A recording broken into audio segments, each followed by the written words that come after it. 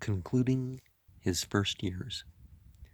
Beyond this, we cannot penetrate.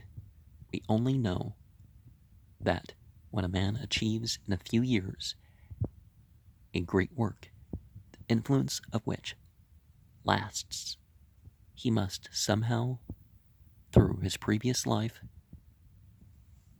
earlier in his life, not the reincarnation thing, have been accumulating assets of power to meet the drafts of his crisis. Jesus was no exception. He was 30 years growing in the preparation to do the work of three.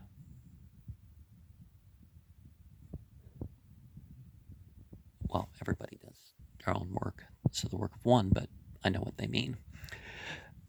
That preparation could hardly have embraced what we call learning in any sense beyond a study of the ancient Hebrew scripture, Hellenism, which embraces what we generally conceive to be the culture of the Greeks, had not penetrated to the obscure town in which Jesus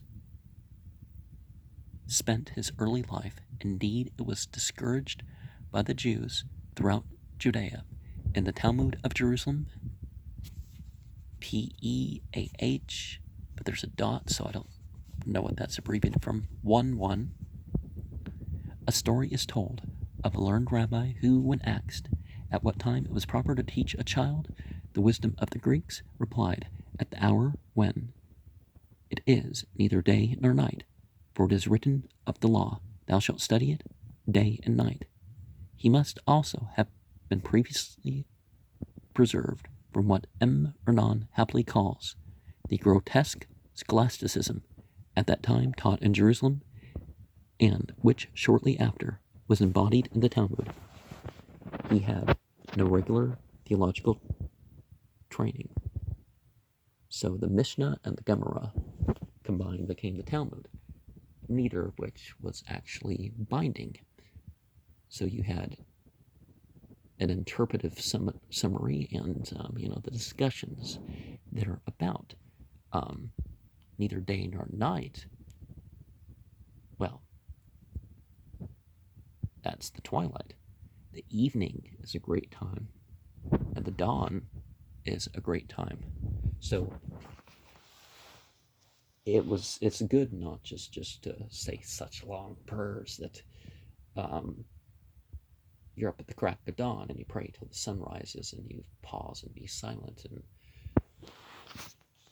then you continue your out loud prayers. Originally, the ideal is that you got together, you did your act of worship, which probably lasted several minutes, or maybe it lasted a couple, whatever one chose to do. But then one studied and meditated upon those things. But there's, of course, scholastic philosophy relies on making glosses and summaries.